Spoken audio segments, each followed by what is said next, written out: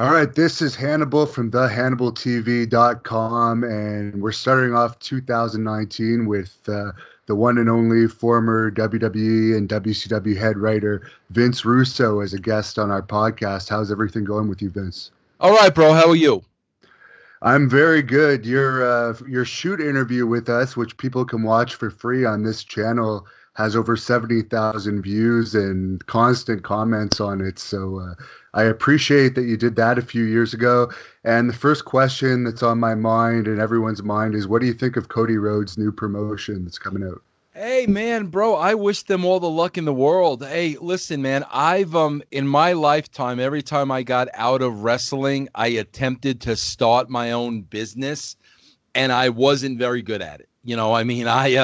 I failed at a lot of businesses. So, I mean, literally, when somebody starts a new business, no matter what it is, I want them to be successful. And I want those guys to be successful. I mean, I have no reason to not want them to be.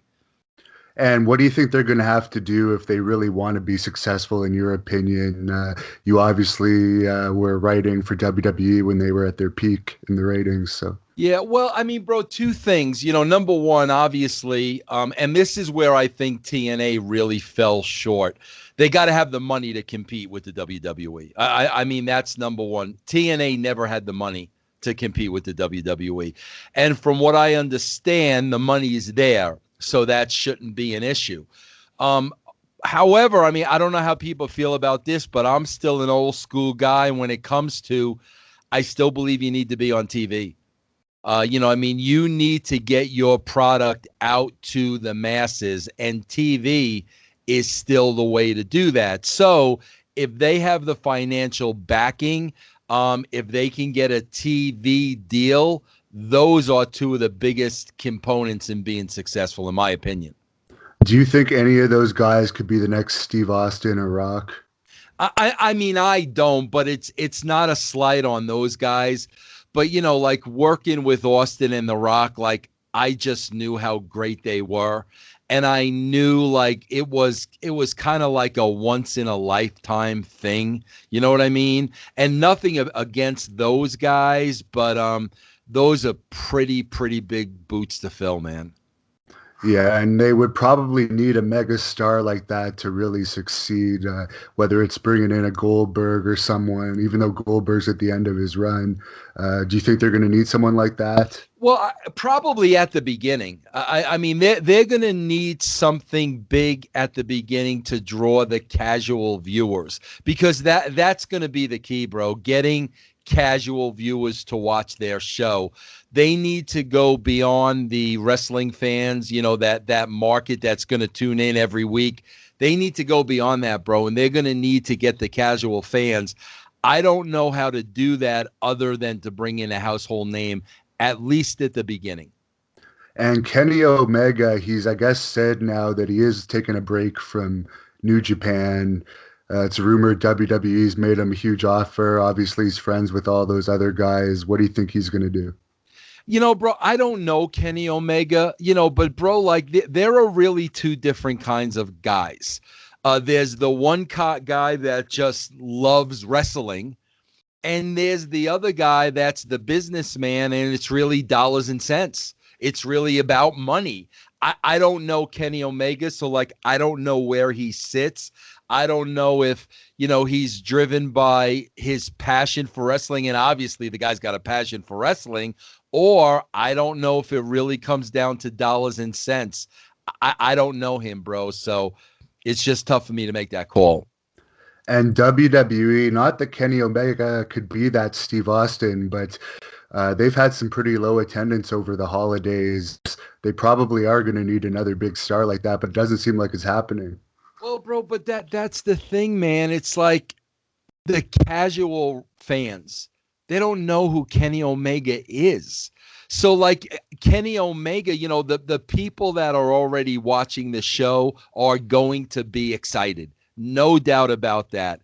But I don't know if Kenny Omega is the kind of guy that is going to draw casual fans. I mean, look at AJ. I don't believe, I worked with AJ for a very long time. I don't believe Kenny Omega has that much more of a bigger name than AJ Styles. And when AJ went to the WWE, he did great. That audience accepted him. They were excited. But did that reach go into the casual fan base? I don't think it did. So, I mean, if you're going to compare Kenny Omega to AJ, I don't think he's going to bring in more viewers that aren't already watching the show. I think it's going to take, what I'm saying is, bro, I think it's going to take more than one guy to get those ratings up. It's not about that, bro. It's all about the presentation of the show. One guy is not going to do that, bro. And Kenny Omega's great. I'm not taking anything away from the guy. One guy's not going to do that. Can you tell us again that fact that you said in the shoot interview about the ratings? Since what year have they been consistently going down? Oh my God, bro. And again, I don't, bro, when I say stuff, I'm saying stuff knowing you can go out there and look it up. Because if I'm saying something that's not true, you can look it up and say Russo's a liar. Bro, from 2000 up until last week, the ratings have declined. So, I mean, bro, you're talking about, we're going on like 20 years now of declining WWE ratings. And, bro, it ain't going to be one guy that turns that around. Bro, I think we saw a good picture of this, Hannibal, like a couple of weeks ago, man. One of the things with wrestling right now is, bro, how old are you? I am 36. Bro, I'm looking at you right now, and I don't know anything about you, but I could tell you're a cool dude. You look like a pretty cool dude. Okay, bro? The problem with wrestling is it's not cool anymore. And, bro, a couple of weeks ago, when you had in that ring Vince McMahon, Stephanie McMahon, Triple H, and Shane, bro, you got about the four of the most uncoolest people on the freaking planet. I mean, bro, that's a fact. No, if you look at that picture, They're bro, just missing Linda. Yeah, well, you got four really uncool people, and bro, you got to understand those are the four people running that company. With those four people running the company, bro, it's not going to become cool and it's not going to become hip because they're not cool and hip. I mean, that's one of the things they really, really need to change, man. It needs to become cool again.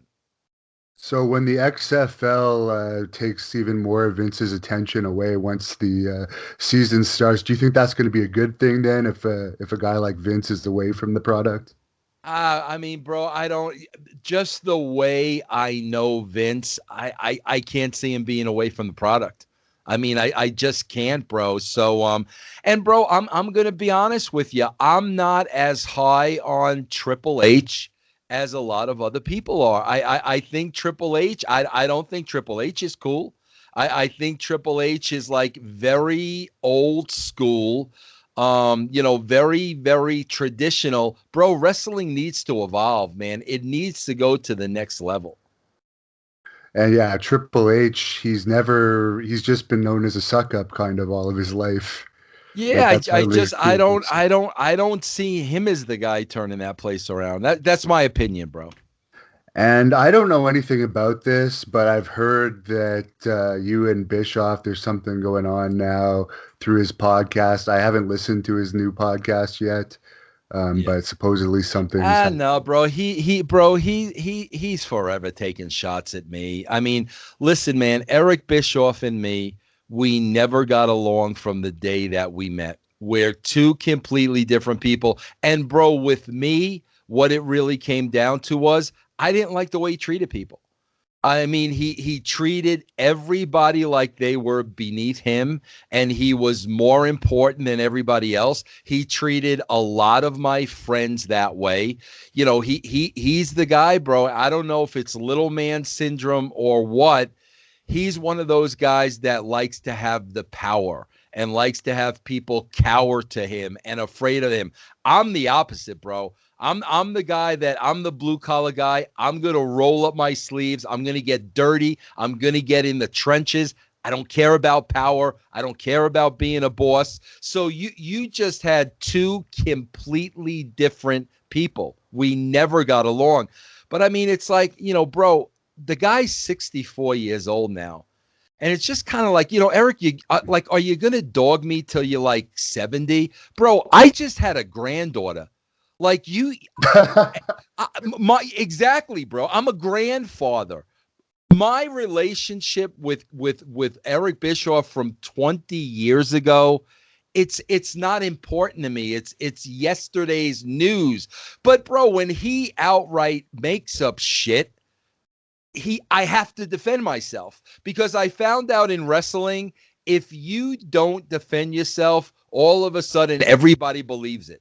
It's kind of like, well, Vince isn't saying anything, so it must be true.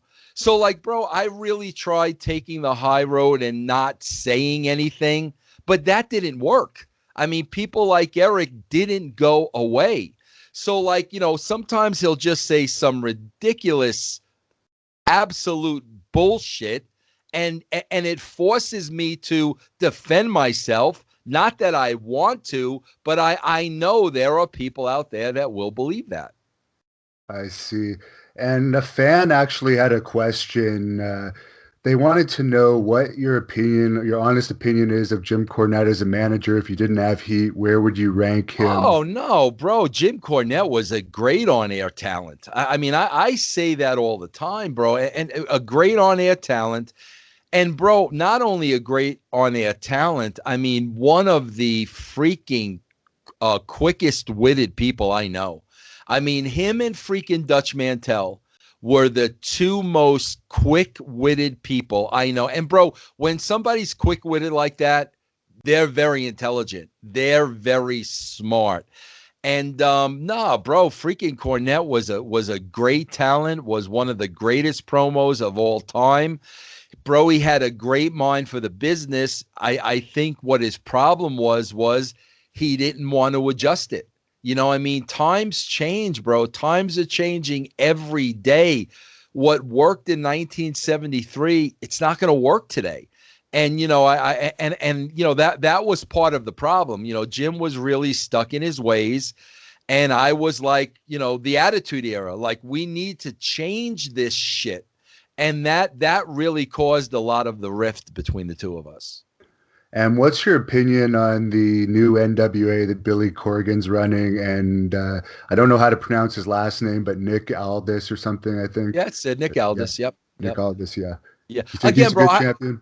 Yeah, I think Nick's a great guy. I mean, I was actually consulting for TNA when Nick Aldis was the champion. And, bro, I remember, because I was consulting and I wasn't there was some behind-the-scenes political bullshit where he said the wrong thing or did the wrong thing, and immediately they wanted to take the belt off of him. And I was like, guys, you're making a mistake. The guy looks like a champion. The guy's well-spoken. But I was only a consultant at the time. But again, bro, it's like, bro, you need money. You need money. I know Corgan's got money, but I mean, you need to keep spending and spending and spending and spending. That's the only way, bro, you're going to get it over. Otherwise, you're just going to have that niche audience, and you're not going to be able to grow the product. And speaking of your time in TNA, we just interviewed Jerry Jarrett, so I'm not asking you to bash him or anything. I would, first of all, bro, I would never bash the guy. I mean, okay. He can say whatever he wants about Vince Russo. I would never bash the guy, but go ahead. I don't recall exactly what he said about you, but he definitely really doesn't like you, and I was just wondering if you could possibly explain why he doesn't. Nah, bro, listen, man, since I've known Jeff Jarrett, who I used to be a very, very, very close friend, him and his dad had a terrible relationship, bro. And Jeff used to tell me stories about when he used to work for his dad at USWA, the way his own father would treat him. So, like, there was a lot of built up animosity, and they never got along. So, years later, Jeff and I become really good friends. And Jeff wants me to write TNA. I mean, Jeff called me one day when I was consultant for the WWE, and he goes, Vince, I need you to write our TV. And because we were so close and because we were so friends, I did it. I went and I worked with Jeff because I wanted to help him. Well, bro, of course, Jerry Jarrett didn't like that. Jerry Jarrett wanted to write the TV, but Jeff wanted me to write the TV. So, like, bro, after, I mean, Jeff Jarrett is in his 50s now. Whatever relationship Jerry and Jeff had, all of a sudden you're blaming me for that? I mean, like, one of the things, bro, like he actually blamed me for was, remember when Jeff was at the WWE and he held them up for money when he was supposed to wrestle China and everything? Jerry Jarrett blamed me for that. Bro, I was working at WCW. Like, I wasn't even there. I wasn't working at the WWE. I had nothing to do with that. I knew nothing about it. I had no idea what Jeff's contract was. But Jerry goes as far as to try to blame me for that. And I'm like, bro, like you're really reaching for straws. I wasn't even there. But that's the thing, bro. I'm not going to sit here and bury these guys. If it makes them feel better to, degrade me or, try to embarrass me or discredit, I mean, knock yourselves out, bro. I'm not going to play that game. Yeah. He didn't really degrade you. He just basically said he didn't like you, and it was clear that it was real hatred that he had for well, you. bro, I could tell you this. You talk about Cornette, you talk about Bischoff, you talk about Jerry Jarrett. Bro, I don't hate any of those guys. I mean, to me, hate is like a real disgusting word. I don't hate any of those guys. I really don't, bro. And one thing Jerry Jarrett told us that I don't know if Jeff ever told you about this, but he said that Jeff had known Dixie because they used to live in the same apartment complex together. Kind of hinted that. Well, bro, I'll be honest with you. I definitely knew that, and there was always like speculation. But, bro, like for as long as I was at TNA and as long as I knew them, none of that was ever confirmed. I mean, none of that was ever confirmed. Right. And I mean the same building, just to be clear here, not the same apartment, but yeah, right. We know how popular the wrestlers were in those days in Texas. Yeah, who knows, bro? But I never got confirmation on that. And one of the fans asked me to ask you what your original WCW invasion plans were. What do you mean WCW? I guess WWE was going to hire you back or something. Oh yeah, I mean, bro, there weren't invasion plans at that time. One of the things that I went in there with, and bro, this tells you how, like, Eric Bischoff and I never liked each other. We still don't like each other. But this is where I tell you about, like, on my part, there's no hatred involved, because one of the biggest things I pitched Vince McMahon in 2002 was, I was like, Vince, you've got to hire Eric Bischoff. You've got to. I said, first of all, he's a great on-air talent, and the story you could tell. And basically the story I laid out was that Vince would hire Eric Bischoff, and Eric would be working Vince like he was in Vince's corner and going to make the WWE happy. And Shane McMahon, like, was smelling a rat. And Vince was telling Shane, bro, you're just jealous because I put Eric in that spot and not you, and this, that, and the other thing. And that story was going to develop into Eric trying to screw Vince McMahon and keep getting more and more power within the company. And maybe from there, talk Vince into bringing in former WCW guys and stuff like that. That was the story that I had pitched. And, bro, sure enough, when I left, Vince hired Eric Bischoff and brought him in the company. And I'm going to ask you about this because it's in the news today, this spot that the girl did at the bar show with the tampon. Oh, what was that, a bar show, bro? So, like, it wasn't an arena show? Apparently, the latest report I heard, it was like a 21 and up show at about. Oh, okay. Well, I mean, that makes a big difference because my first reaction is, oh my God, what if kids are there? Yeah, I mean, bro, like, bro, if they wanted to do something similar, like Joey Ryan, like, there were so many creative ways to do that, bro. You know what Curb My Enthusiasm is that oh show? yes, yeah, Okay, you a fan of it? yes, Bro, do you remember the episode where Larry ran into a girl that Jeff used to date, and the girl told him Jeff had a small penis, and then Larry went back to Jeff, and Jeff said to Larry, "No, bro, I didn't have a small penis. She had a big vagina." Okay, remember that? yeah, Well, bro, if you wanted to do something creative, Joey Ryan ish, every time, bro, I would have had this girl reach in her trunks and like bring out different weapons. You know, first it's a roll of quarters, then it's brass knuckles. Then all of a sudden, bro, you're starting to ask yourself, where is this girl getting these weapons from?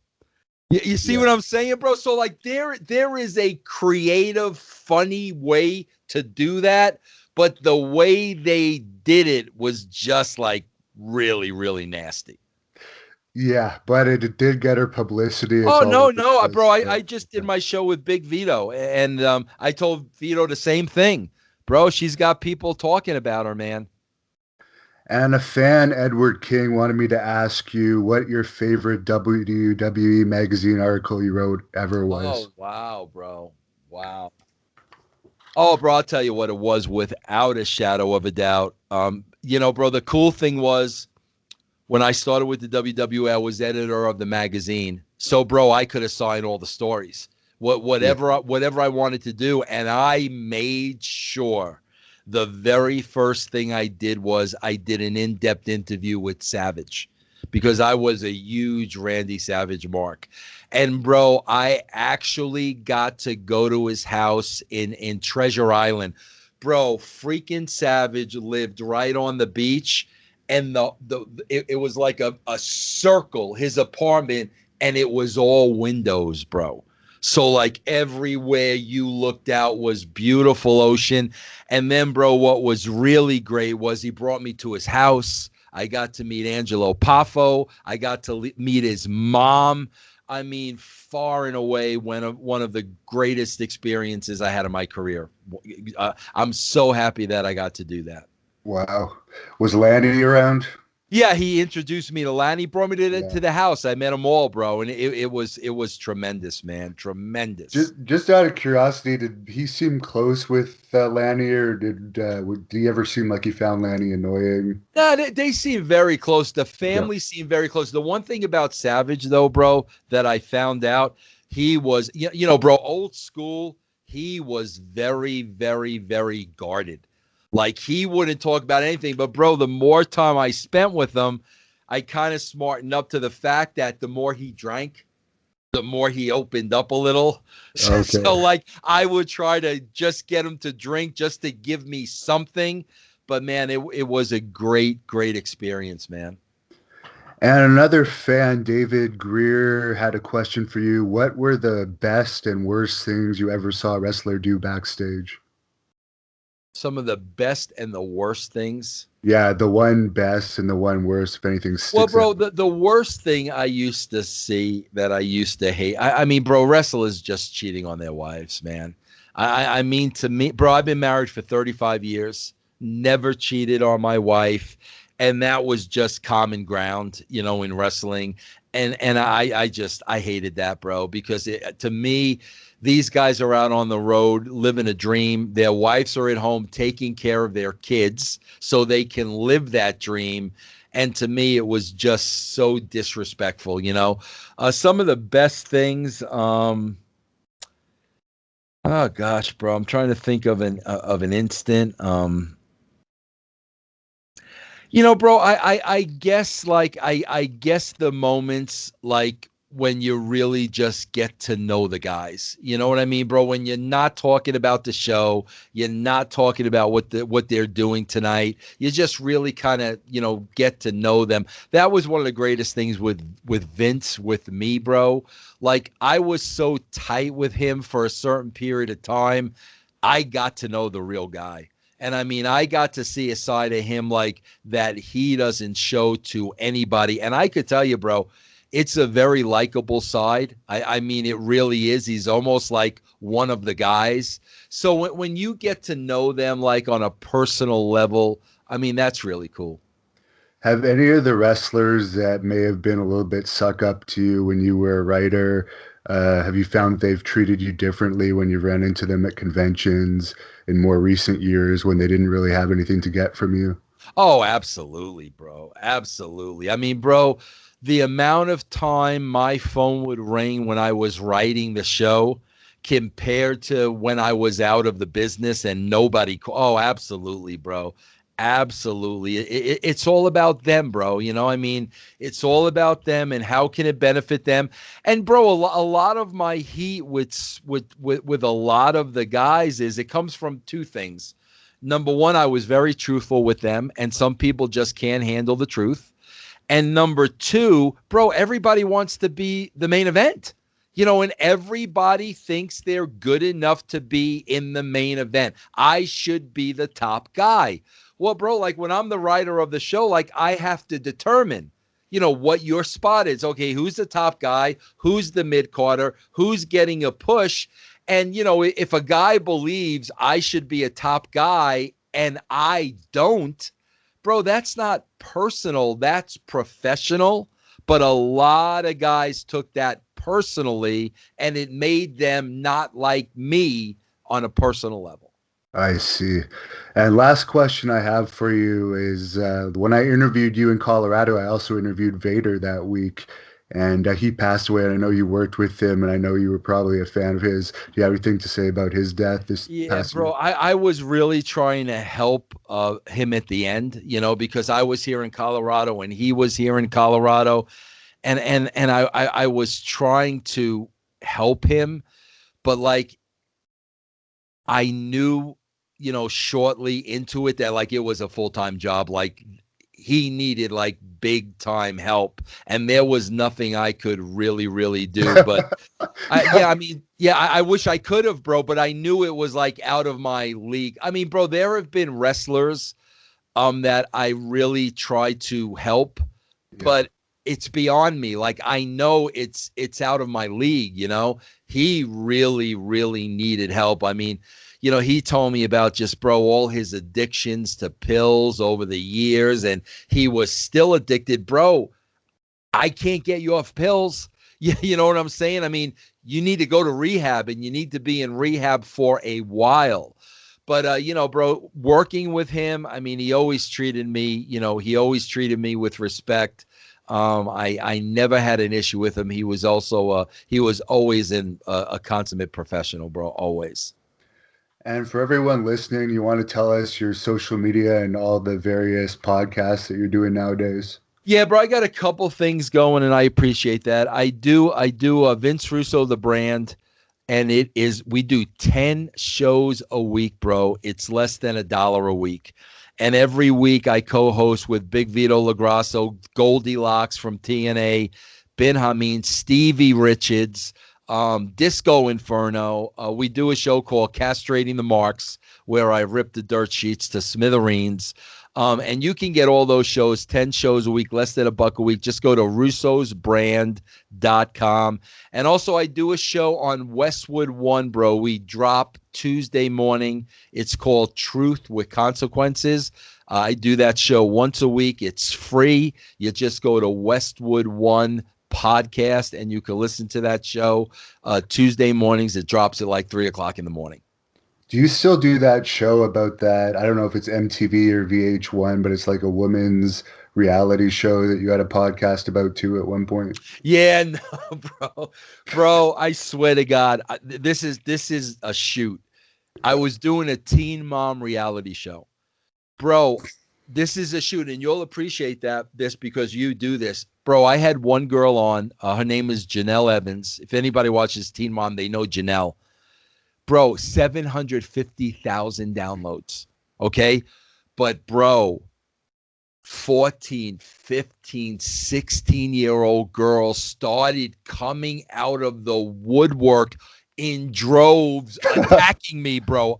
Like little teenagers attacking me. And I just got to the point, I'm like, bro, I can't do this anymore. It was great, bro, because we got so many downloads and stuff. But I'm like, bro, I can't have 15-year-old girls attacking me. Like I didn't have the time for it. So I stopped doing that show. I just found it interesting, and I understand where you're coming from, where you found that show more entertaining than pro wrestling, and that's how you started. That's the thing too. And listen, I got to tell you something, Hannibal. You've been very kind because, like you said, we do this for 30 minutes, and it's like 30 minutes on the nose. But I'll give you a little bit more because you're a cool guy. I want you to be successful on your channel, no problem. But bro, that's the problem. That's the problem with professional wrestling. Professional wrestling should be reality based, and the background should be the wrestling. Here's a perfect case in point, bro. Do you remember literally just about a week ago when the WWE on their website, they were putting over the women's division, and like they picked 4 of the white girls, and then remember Nia Jax put out the tweet, like, and she said, "We're here too," and she had little emojis of characters with different color skin. Remember that? I believe you, but I luckily never saw that. Okay. But yeah. So, bro, so she did that, and then one of the wrestlers like took a shot at her. I can't remember which one it was, but one of the wrestlers chimed in, and it became a thing. To me, it's like, why isn't that the show, bro? You know what I'm saying? I mean, you've got Vince backstage. McMahon. That's what, bro. You've got Vince McMahon back on the shows now. Why isn't Vince McMahon addressing Nia Jax about that? That's the problem, bro. There's so many real, deep, meaty stories that are going on behind the scenes. If you put those stories in front of the camera, you would start drawing casual fans again, bro. They want reality TV. They don't want fake, phony, stupid wrestling, bro. That would be more entertaining than the 4 McMahons coming out and apologizing for being boring. You have a point, bro. Exact. I mean, bro, when you read the headlines every week, there is stuff going on that if they put that on the air, oh my God, bro, people would be so interested in it. But the problem is, bro, number one, they're afraid. And number two, I don't think they know how to do that. I just think they know how to do, basic wrestling, from 70s, 80s, 90s. And, man, times are changing, bro. People just aren't into that, man. Very interesting. Well, I think you're more intelligent for sure than you're given credit for as far as wrestling knowledge. Everyone makes a few mistakes along the way, right? No, I mean, bro, we all make mistakes, bro, and I'm not ashamed to say I made mistakes, bro. You have to make mistakes to better yourself, and yeah, bro, there are mistakes I made along the way, and I learned from those mistakes, and I tried to be a better person from those mistakes. But yeah, bro, I've been around the block a couple times. I mean, I kind of think I know what I'm talking about, but whatever people want to think. Well, at least you can rest easy knowing they're never going to beat your ratings. Yeah, I mean, bro, like, bro, I've said that all along. If they did, I would be the first one to shake your hand. You were better than me, bro. You did a tremendous job. But unfortunately, they're going in the opposite direction, man.